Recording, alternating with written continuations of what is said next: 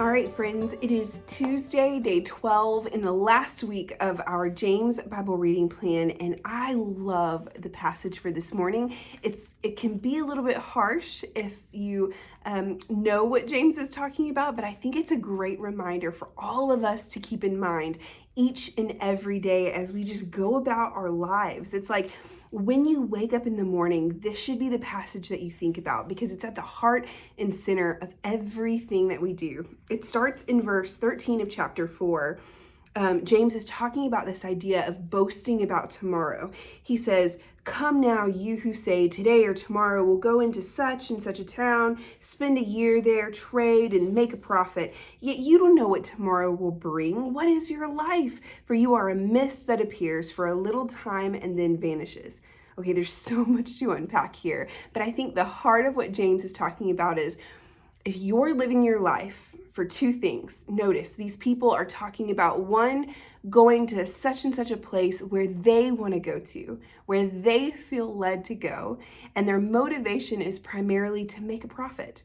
So James is saying if you're living your life as you want to, you're the master at the wheel, you're the one in the helm, in control, and your whole goal, your whole motivation is to make a profit, then you've missed the point entirely. What James has spent this whole letter is trying to get us to remember what it's like to live as part of a Christian community, to live as followers of Jesus whose lives look different.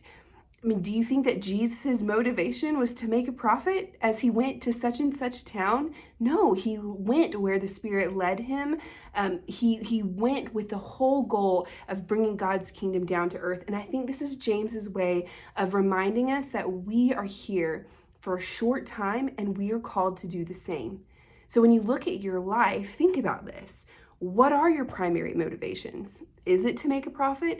Is it to be famous or well-liked, or is it just to be happy or comfortable and secure? I think for some of us, it may be to make a profit. Certainly, I think that's a temptation we fall into in our culture, in this country in particular. But I think for a lot of us, what James would be saying if he were writing directly to you, directly to me, is, are you living your life for yourself? Are you going where you want to go? Are you doing what makes you happy, what makes you comfortable, what makes your lifestyle the way that you want it? Or are you following where God is calling you to go? That's the fundamental question at the heart of this passage. Who is guiding your life? Who are you allowing to determine your steps?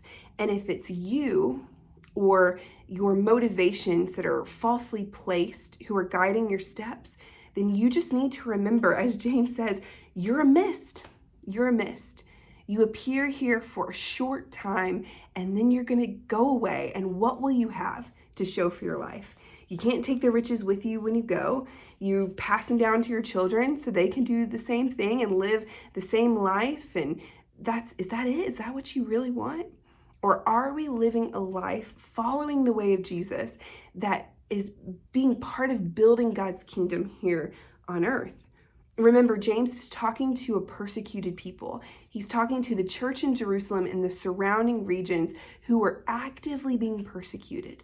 And he's reminding them, don't boast about tomorrow. We don't even know if tomorrow is going to happen for us. But as you live your life, think about the day-to-day, the why of what you get up and do in the morning, and remember all that I've taught you in this whole letter about why we are supposed to be doing what we're doing. He says, if the Lord wills, this is what we ought to say, if the Lord wills, we will live and do this and that.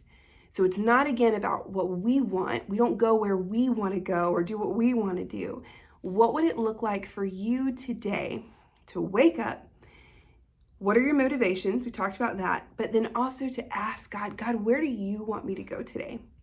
And we tend to think about this in the big terms of what's my career? What's my purpose? What would it look like to break that down into the smaller moments too? For these people who are living as going and traveling to town, what does that look like for you? What's the equivalent of that in your here and now?